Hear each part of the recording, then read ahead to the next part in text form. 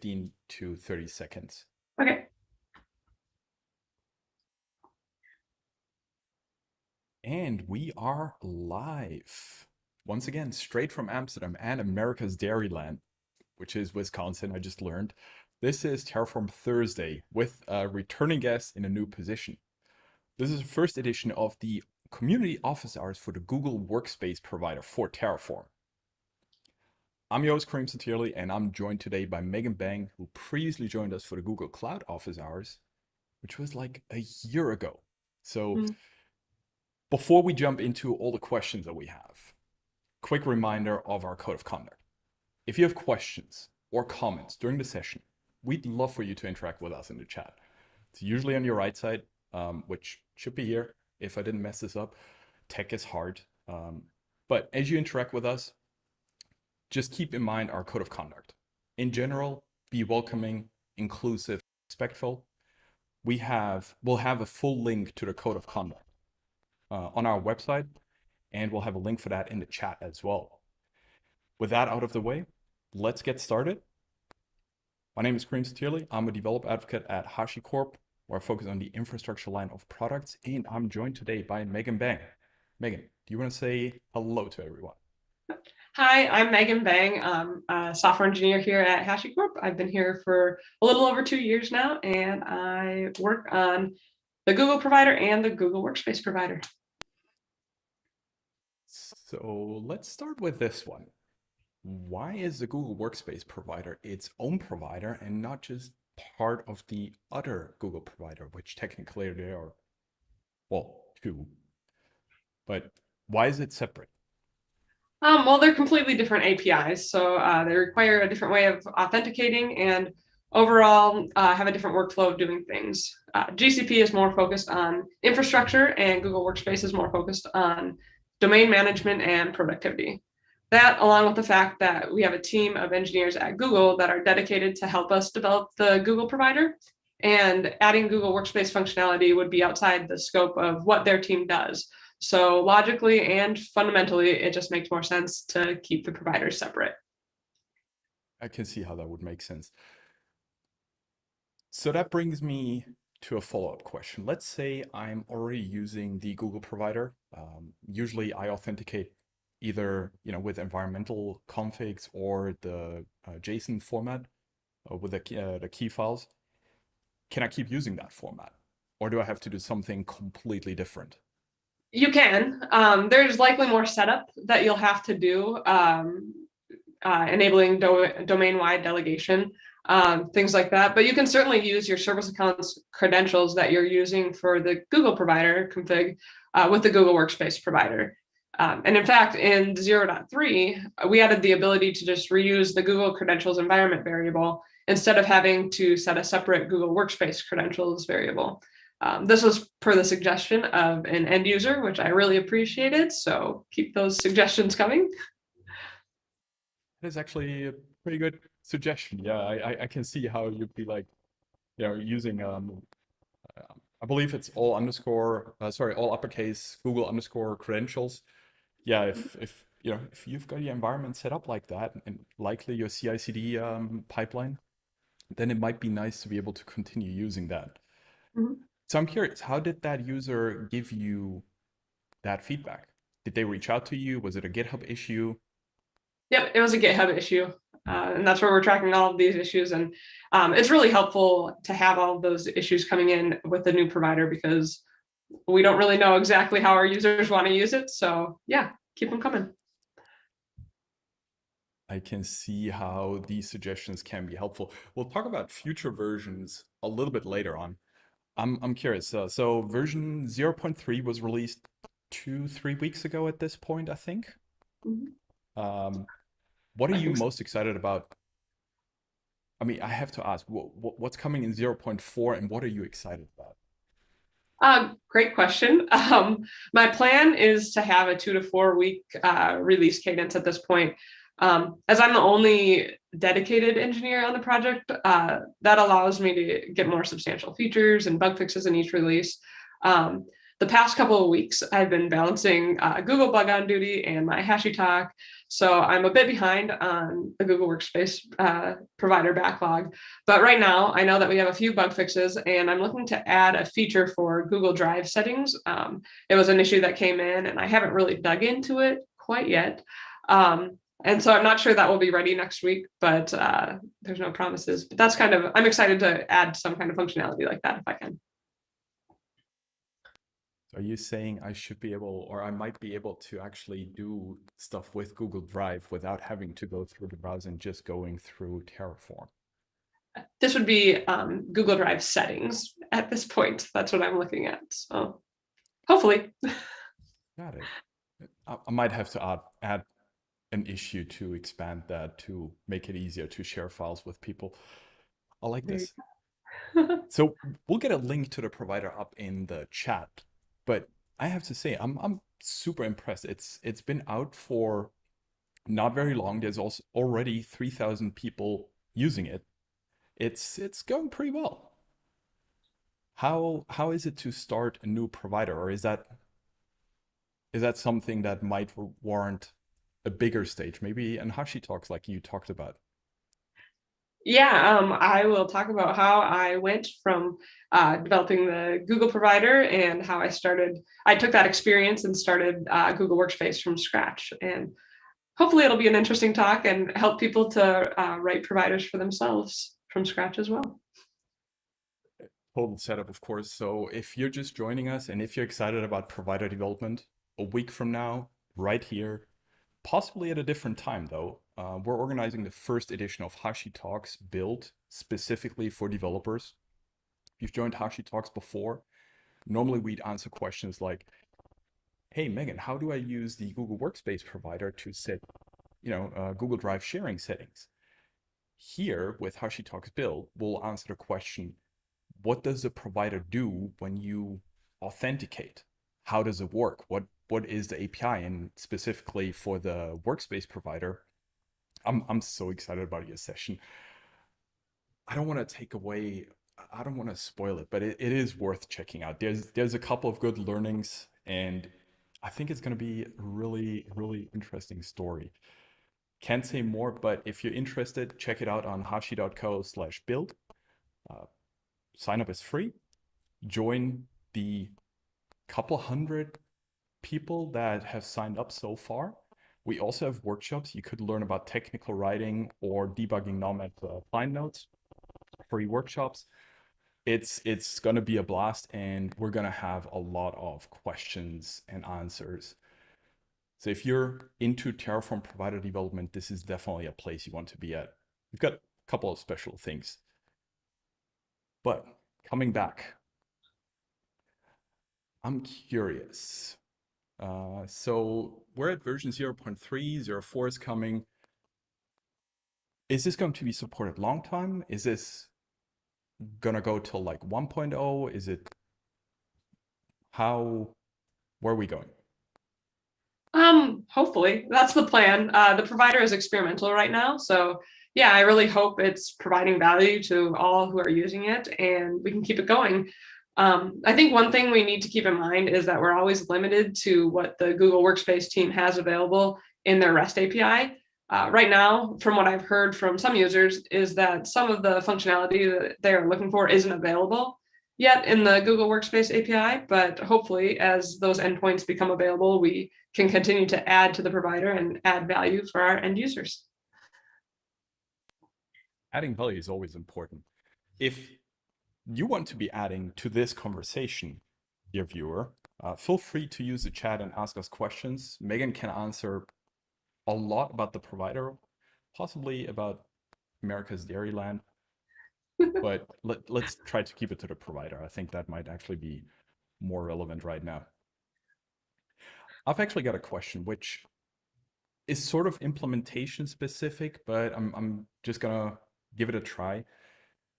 So I noticed one of the resources, the provider supports, which I'm very grateful for because managing that manually is not a great experience. Google Workspace schemas. So managing schema resources with Terraform much easier, possibly not easy on the back end for you to implement. So I'm curious, how was the implementation of that? Well, it was a little tricky. Because we can't do any validation plan for like user attributes against their provided schema. So the validation has to come on apply. And the reason being is that we don't know what the types of values are up front. We have to do a read and get the fields and their value types. Then we check that against the provided values that are provided on the user. And we have to check that those values are the right type. So the user needs to know this up front. The user needs to know what these value types are up front. And I think, I guess my suggestion is if there are any questions about it, maybe create a schema data source with your schema name first. Look at the state to see what those field types are supposed to be before you fill out the JSON in your custom schemas. So I like this. This is helpful.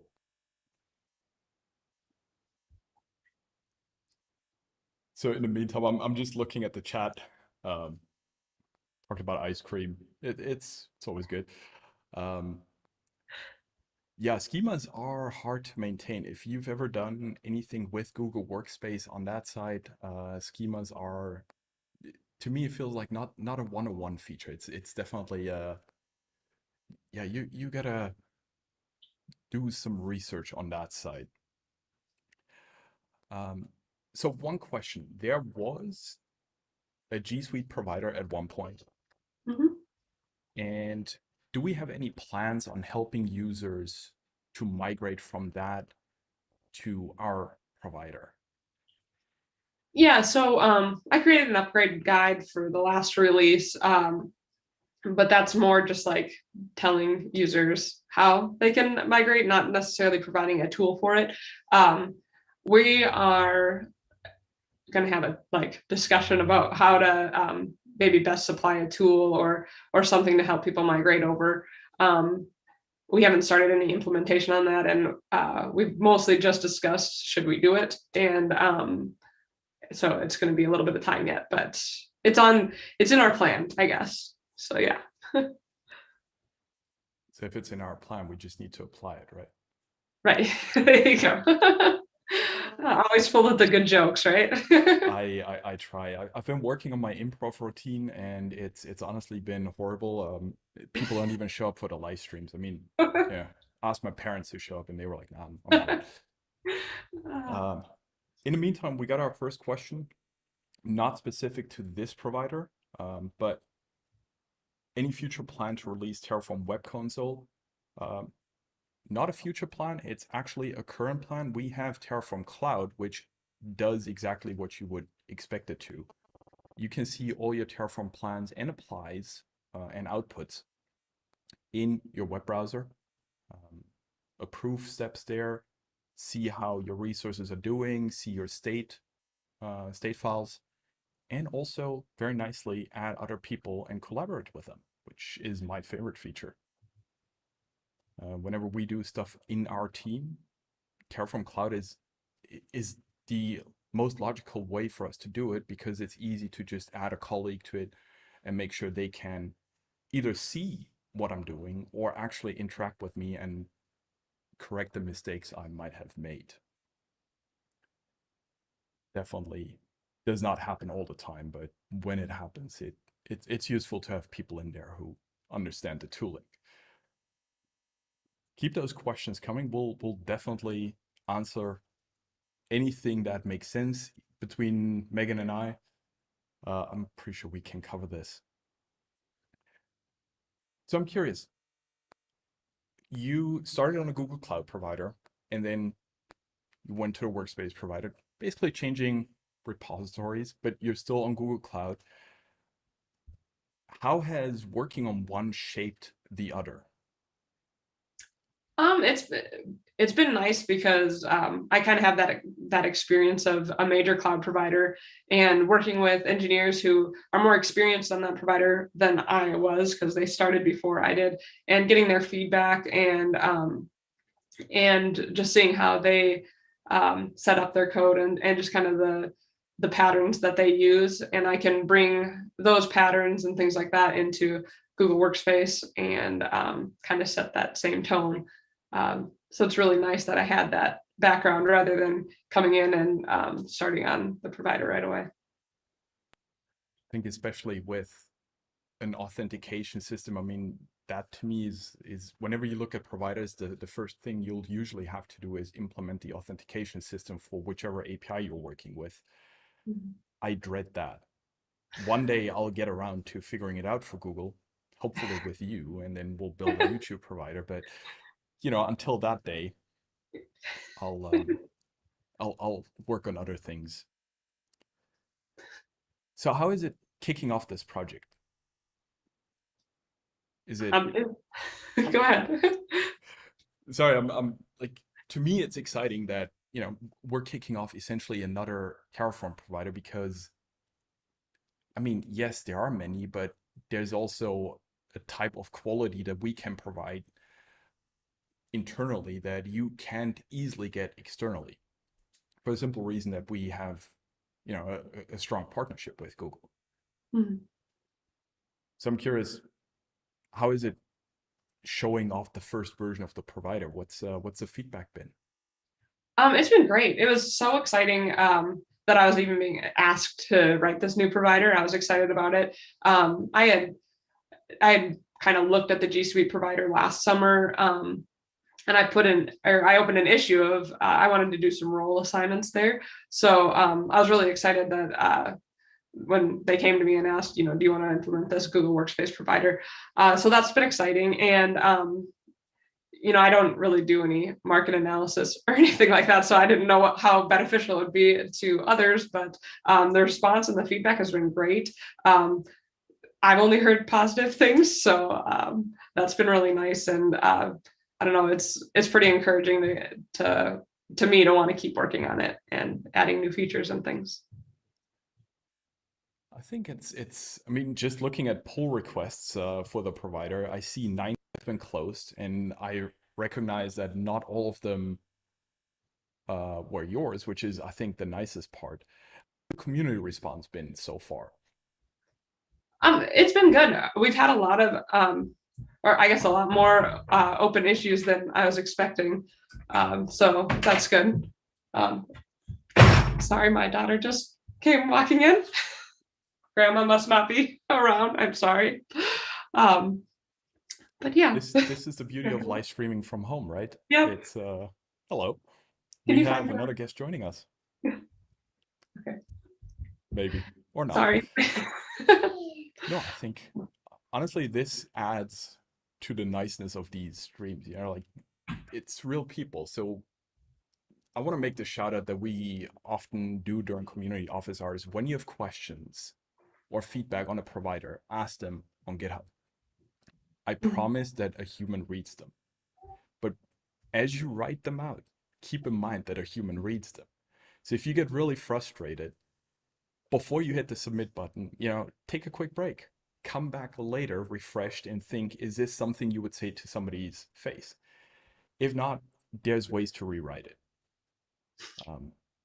In general, there's not a lot of these moments that happen where things go wrong, and I'm super grateful for that. But when they do have an impact. And as you can see, we're real people. So, you know, be nice and your stuff gets fixed quicker. Yes. Thank you.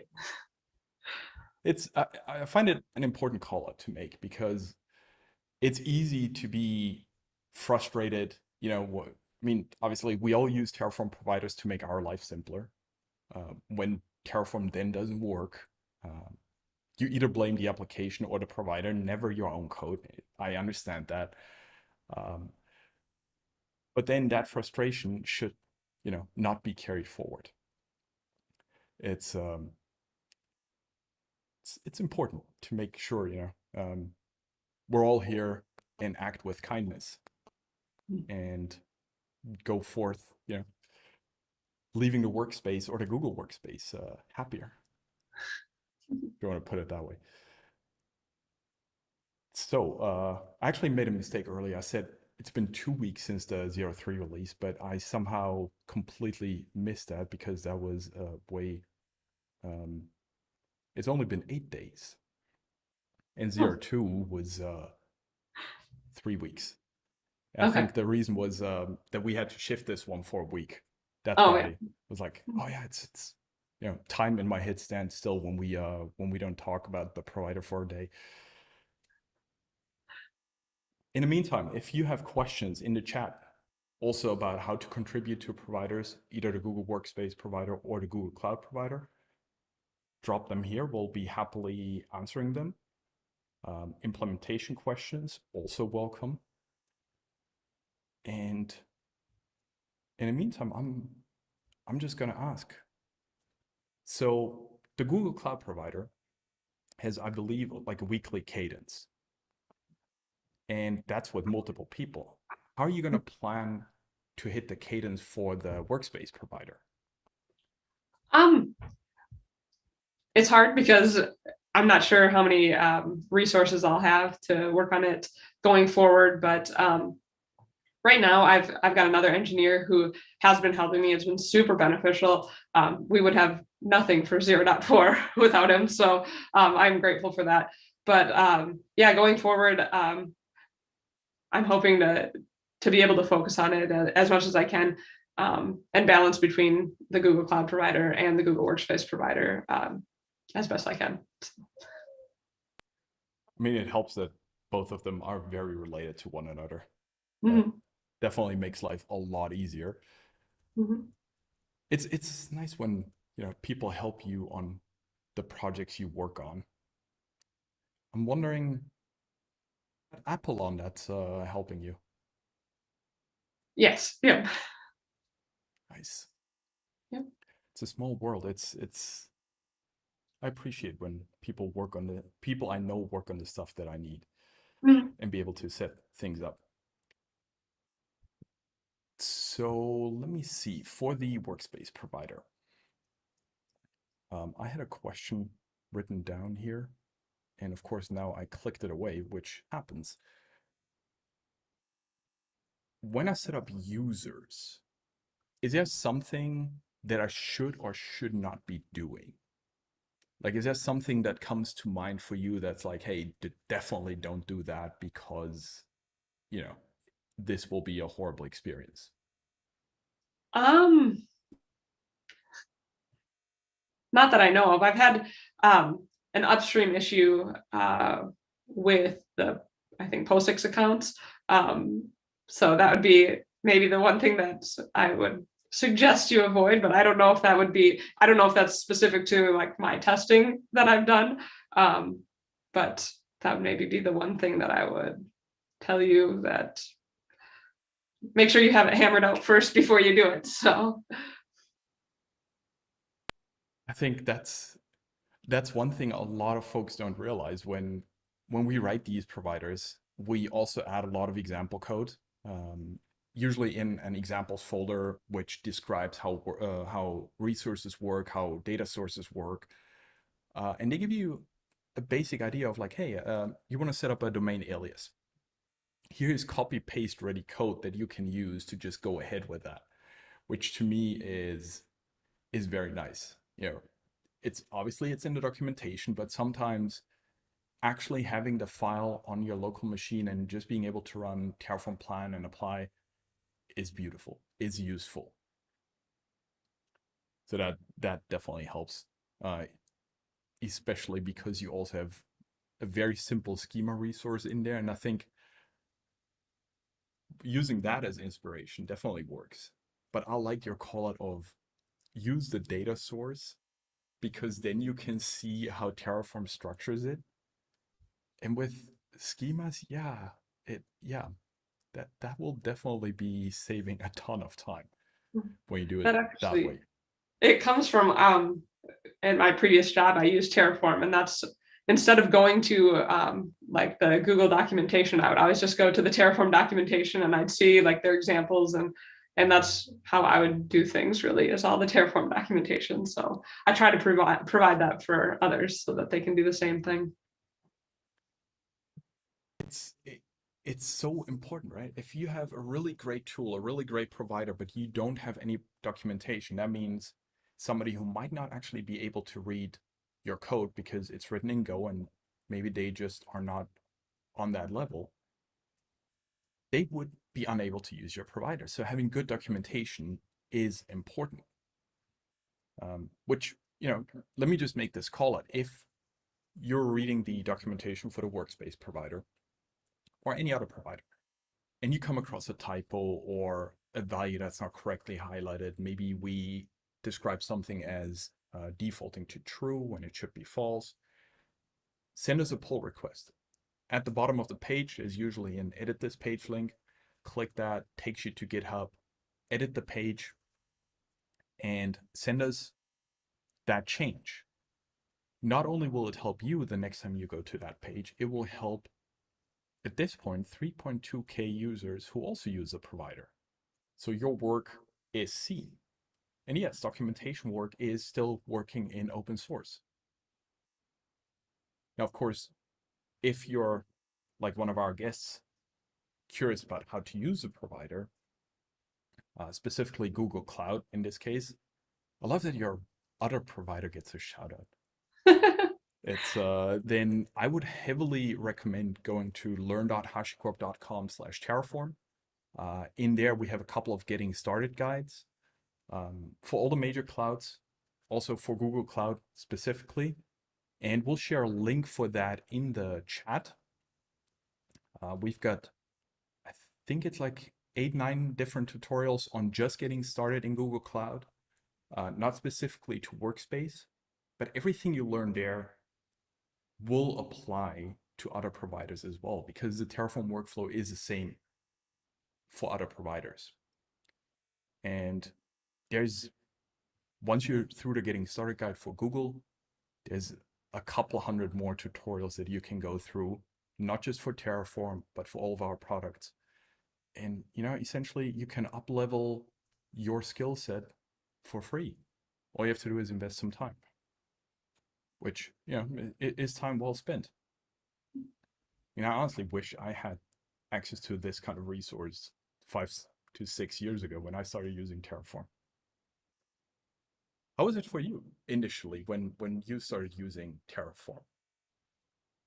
That was a while ago. I don't really remember a lot of it. I do remember it was my first DevOps job, and like I just loved getting all the Terraform issues. Like anybody, like any kind of Terraform change, I'm like, yeah, I got that one. I didn't really want to do any of the other things, so a lot of that led to why I wanted to apply here. So It's so funny that you mention it because, I mean, obviously for me it was identical, but for a lot of people, when we talk about why using Terraform, why not, whatever is cloud native, yeah, why Terraform? Because it's simpler and it just works. And we made this huge shout out, a while ago that we were at 1,011 providers. We just missed the 1,000 mark for the office hours. But today, and this pleases me because I'm a nerd, we have 1,234 providers currently in the registry. And 1, sweet. 2, 3, 4 is just beautiful, right? Uh, So there is nothing that you can't do with Terraform. I think our friend Phil put this in a nice way. Like Apple used to have this app, which basically was like, there's an app for that. There's a Terraform provider for that. Thank you, Phil, for letting me use that. And if you're not finding the code that you need in the documentation, if you head on over to the Terraform registry, you can also find 6.5K modules that show you ways of implementing specific providers and making it more useful for everyone. And maybe, prevent you from having to reinvent the wheel. Maybe you'll come across that one module that does exactly what you need. For example, like set up users that you can use with the Google Workspace Provider. And, go through that. There's some cool stuff in there. I mean, personally, as I was going through the provider to prep for the office hours, the one that I came across was being able to set a Chrome policy, which I find both fun and and crazy, like from the way my brain works, because essentially you're using Terraform to talk to a remote API to define what can happen in your company um, synced Chrome browser. Mhm. It's yeah, there's a nice cycle there going on. You just said max connections, like you had in the sample for that one. It's it's definitely interesting. So one question we always like to ask: what's your favorite resource and why? Um, well, that's a good question. Uh, trying to think what the simplest one to implement was. Um, Probably, I think group members was pretty simple if I remember right. That one was pretty straightforward because I already had group implemented, and actually, if I'm being fair, all of the data sources were pretty easy. So those are probably what I'd go with. Um, but yeah, most time consuming was user, which I think typically when it's the most time consuming, that's you can do the most with it. So that makes it really nice too. So Probably. See, my guess would have been domain because essentially all you do is provide like one value. right, yeah, that one was pretty easy too, I guess. There's that. But either way, I like hearing, like, hey, essentially, all software is artisanal, right? Like you handcraft it, even if you have, like with a Google Cloud provider, something like Magic Modules, there's still some work or a lot of work, depending on the resource that you have to do manually. So there's always this moment like, hey, I'm really proud of this resource, like this one, super easy, like a basic CRUD operation, but this one, oh, yeah, the schema here Mhm. was tricky. A lot of the difficulty that we ran into with Google Workspace was the eventual consistency. And I can't say that like we mastered it at all. I think there's a lot of fine tuning that we probably need to do going forward. But that was something I got stuck on with users and groups. And I think there was one other one, group settings maybe, um, that made it a little bit more frustrating. But hopefully we can smooth that out here going forward and everything will be fine. I mean, the thing is, anytime you have to figure out the hard stuff as a provider's developer, I, as a provider's user, probably don't have to, which is Right. nice. I think as a practitioner, I mean, at its base, Terraform is an API client. It's just a really nice API client. It's a lot more fun to use than curl or Postman or whatever you prefer that allows you to talk to an API. Mhm. So I'm really grateful I can just use HCL for that. Makes it Yeah. a ton simpler. Mhm. So when you're setting up a new provider, you'll probably have to write a lot of new tests. Were you able to use any of the existing tests from the Google Cloud provider for the authentication, or is it all brand new, new car smell? I tried to bring the concepts over. It's not as easy as copying and pasting the same tests over, but yeah, I try to bring the same concepts over for authentication. Uh, One way that we set up our tests in Google Cloud is, I mean, and there's more than just this, but kind of the essential ones is we always have a basic test of just the required fields and things, and then that's the basic test, and then we try and do another one where like all of the fields are filled out. And so I tried to bring that concept going forward too of like here's a situation that's basic, here's one where the entire resource is filled out, and then there are some one-off ones. For example, I think it's on a user if you suspend them and then archive them, or suspend them and unsuspend them, and things like that, trying to hit all of those use cases, make sure that they work as well. I can see how that would be nice, especially, anytime there's schemas involved, so many options, so many different types.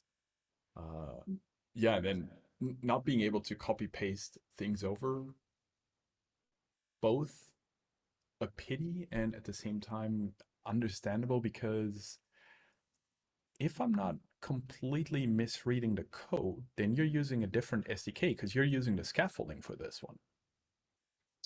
Right. I started with the scaffolding on this one. But yeah, it is a different SDK than the Google Cloud. In general, it's the, I think, admin SDK, and then directory. Well, directory and group settings, I think, are the two that we use for Google Workspace so far, and Chrome policy. But as we add more, we'll probably be adding. Is that what you were asking? Yeah, it's as we're prepping for Hashitalk's build, I'm getting, insights into how the different providers are built left and right, which is a nice departure from my daily life, because as a user you don't see, hey, this was built with this SDK or this SDK version that was built, completely differently. So it's definitely fun to see these things and learn about them and get a better understanding, all the while realizing that you don't actually need to know these things to operate Terraform, which is, when you think about it, it's like learning to drive a car without having to know how the engine block works, which is how it should be. I don't care about that part. And we were, prior to the show starting, we were talking about like growing up and uh, having different experiences there. So where I grew up, you had to learn how to drive the car, but also how the engine works, and you couldn't pass your driver's license without that. And the idea was that it made you a more qualified operator, but at the same time, you learned knowledge that you would never use, taking away time from actually operating the tool. Mhm. It's, to me, that's such a waste of time for everyone being required to do it this way. So I'm glad that people like you abstract away how the engine works, so I can just drive the car. And I'm glad that people abstract away things from me so that I can just make it work that way too. So, Hey, it works. It works for you. It works for me, and it works for everyone. mm-hmm. So I'm curious. You used Terraform, and then you became a developer for Terraform providers. Mm-hmm. How do you make that switch? What was the moment where you said, you know what, I don't want to be a DevOps engineer anymore, or whatever role title, sorry, and I want to work on this. A couple things went into that decision. I had been a developer prior to that, and DevOps. It was kind of, I had done some back end work, some front end work, and then I thought, well, I'll try out some DevOps work. And as I was probably there like a year or so, and I was like, actually, I think I want to go back to writing code. And then like I said, I just loved working with Terraform. And when I was browsing their website one time, I was like, oh, this actually looks like a pretty cool place to work. And that's how I got here. It's quite interesting to actually get a chance to work on one of the major providers. I mean, when you think about the cadence of the Google provider, getting a new release every week, um, and not missing that, there's definitely some impressive stuff happening. Even if it's not just a single person, like the fact that across all the versions, nearly like 65 million people, 65 million installs of that provider have happened, means your work has a ton of impact. And this is almost a leading question, but does that feel good? Like, knowing that, hey, you made somebody's life easier. Um, yes, because I'm part of a team. If it was just me, that would be terrifying. But I know, like, I have all the confidence in the world in my team, so I'm like, hey, yeah, that's that's pretty cool. that is what what we're here for. You want work to feel good, right? You want work to be fun Mm-hmm. and to also learn from one another. So when you test resources that you add to the provider, how do you provide the credentials for that? Because I'm I guessing not all the tests are, I'm sure some of the tests are mocked, but I'm guessing they also have to do some live testing against the API. Oh, so you're saying when I'm not running the acceptance tests, or For example, or when the GitHub Actions run. oh, uh-huh. Oh, well, in GitHub Actions, I'll talk about it in my talk, but we use a Vault action to read our credentials from there. But yeah, otherwise, I just have it stored in an environment variable on my machine for our tests. Yeah. And then go from there. Yep. Yeah, so if you're actually curious about how the Vault GitHub action works and how you can retrieve credentials from Vault for your GitHub Actions, there's two ways you can solve that. One, you could dig through the files that the Terraform Google Workspace Provider has in the repository, or even better, you could just join Megan's talk next week and learn how this was done, because it's actually quite nice to see how the repository actually gets access to credentials, and how you go from there. It's yeah, I'm excited about this one. I mean, running acceptance tests without actually having access to credentials means you can't be running all the tests you want, and that means probably a not full test coverage or not fully automated test coverage. So this is nice. I was pretty proud of that. I was excited to get that working. I mean, you should be. It's one of those things where if you can't find it, probably nobody has done it because it was difficult. And now that you've built it, others can learn from that. Because let's be honest, we all need credentials in our automated workflows at one point. If it's no matter if it's deploying to a bucket or something else, eventually you're going to need those credentials. So I'm excited about seeing this implementation play out, and not see a repository where somebody had to commit the actual credentials in there or pull them from a secret repository. This is a much cleaner workflow. Also allows for easier updating. So another question on that area: when the acceptance tests run, is that something that just breezes through? Is that something that takes a long time? The more tests you have, the longer it will take. So when I first started, it was probably 5 to 10 minutes, and now it seems to be about a half hour. But we've added a lot more since the first time that I ran it. So I'm curious, what was we've got a question from Taylor here. What was one of the biggest surprises you had while working on the provider, on the Google Workspace Provider? Well, I would say probably a mixture between the eventual consistency issues. In the past, we never really, I don't know, we always had on Google Cloud, you have these operations that you can tell, like you kind of go fetch them, and if it'll tell you the status, and it makes it kind of easy. There was nothing like that with Google Workspace. So we're checking the E tag and seeing if it's changed as often as we wanted the resource to change. And so it was kind of difficult, and I wasn't sure how to solve it at first. So that's why I kind of have this like made up way of doing it. And that's it seems to work fine for the most part, but there definitely needs to be some tweaks, I think.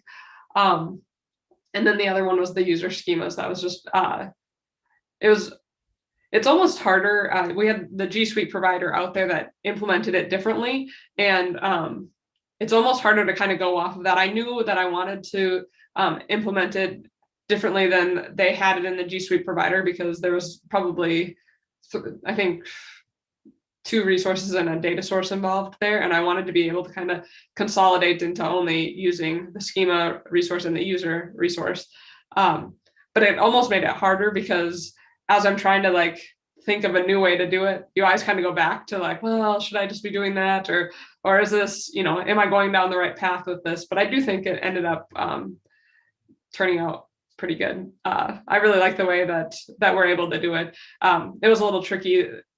I don't love that users have to provide a JSON string rather than having that typed map like written for them, but there's really not a way around it at this point. So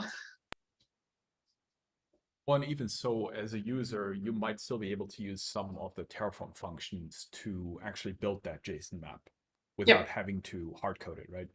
yeah, there's probably a way. I haven't really looked into the best way, but I've only really messed with it to make sure it works. So yeah. Which is a great start. Yeah, I'm just looking at the schema resource again, and a lot of these fields have a couple of values, like the booleans and the integers and everything, which you can validate with Terraform. And if you're just joining us, we're talking about Terraform, Terraform's Google Workspace Provider, and how you can do things there.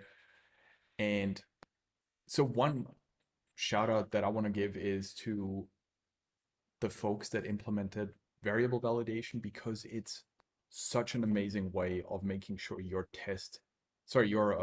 code checks out, not in the Git sense, but makes sense when it's run and you get to see feedback early.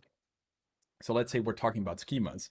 A schema can have a Google Workspace schema can have a couple of different types, and those are we have them on the website. I know Boolean is one of them. So let's say you want to make sure your field for user phone numbers is of the phone string. You can validate against that in your Terraform code, in your variables, and Terraform won't even bother the Google API with a wrong schema because you caught that early on. It's a great way to end your week, right? If that's the last thing you commit on a Friday, you know that Monday is going to be a great day. And it's just such an underused feature. So if you're thinking about building schemas, build in all the validation that you can early on and make your life easy. Have a look at the JSON encode and JSON decode functions and use as much native Terraform as possible. Of course, if you're just adopting the resource, you'll probably have JSON schemas lying around that you crafted over the years. It's a good time to bring those into Terraform and enhance them with basic features like turning things that are hard-coded strings into variables in Terraform, variables that you can validate against, variables where you can set same default values. There's a ton of different options. So, if you start using the provider, let us know. Let us know what your experience is. Head on over to the GitHub repository. If you're missing a feature, and share it there, or report an issue. In that sense, just general feedback is also welcome. And if you're actually doing user implementation, hit me up on Twitter. I want to see what you're building and how it is working for you, and possibly learn how to write better schemas that don't upset my colleagues when I send them over for pull request reviews. Also, Megan, I'm sorry if this means that people will end up adding tons of new issues and request new features. Oh, I would love that. But providers, if a provider is missing a feature, people find ways around that, right? If it's missing a resource, and that usually means that you're taking a step back, or you're crafting something that you shouldn't be crafting. So reach out and let us know which feature you're needing, which resource isn't supported in the way that you expect it to be supported, and we can go from there. And if you end up chaining the providers together, that's even cooler. You know, share those things with us. Head on over to discuss.hashicorp.com if you have an implementation question, or if you want to talk to people like yourself that work on implementing the actual provider. So implementing it on the HCL side, not so much as Megan. And, start a conversation there. Could be fun. So Megan, any thoughts on what we can expect?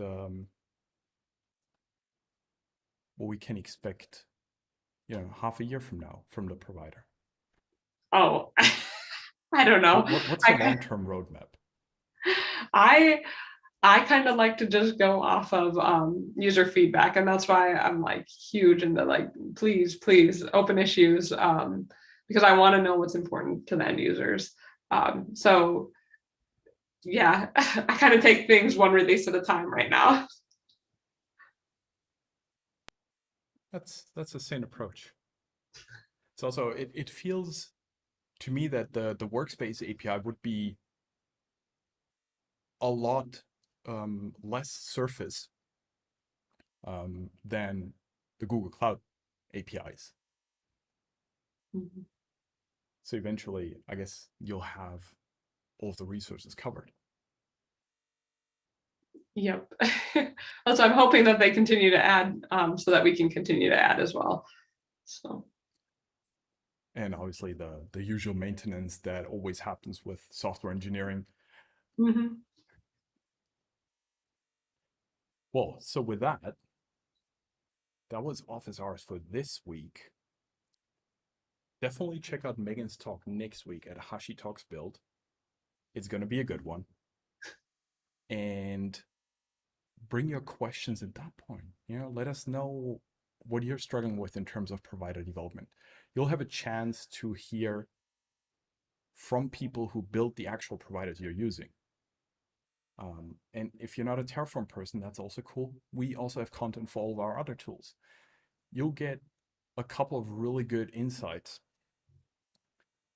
during our live streams, and a live chance to ask questions. So with that, any closing words from your side?